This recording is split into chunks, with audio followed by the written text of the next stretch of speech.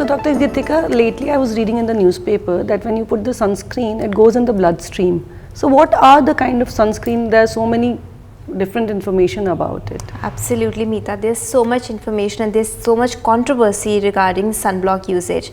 In fact, there's also a controversy, which was true, that sunblocks do hamper the coral reef, as simple as that.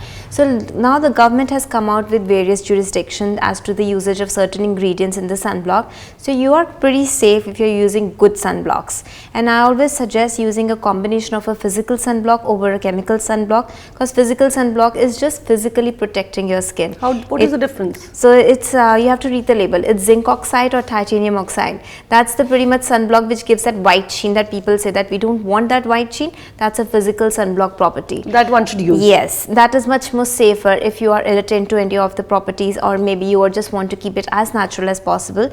But when it comes to chemical sunblocks, there are ingredients which are very safe. So even if you're using a moisturizer or even a lipstick, that's also going back into your bloodstream. But how much of that is okay and how much of that is not okay is still being investigated. But if you're using a good product like Avene, Bioderma, Kula, these are all dermatological recommended sunblocks. I was coming to it. Please say some brands. Absolutely. So we know, so use a good dermatologically recommended sunblock. We are safe then. And what about this whole thing that you could take some vitamins and stuff and that will also up?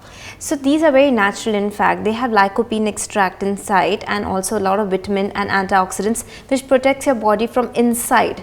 I would suggest that to anyone who's going on a beach vacation or maybe has more sun burning issues happening with them. They can just pop in those pills. They are available very easily in the market. So lycopene and? Xanthine, and there's a lot of vitamins and antioxidants. There's a very well-known international company who is actually marketing it and selling it in India by the name Heliocare.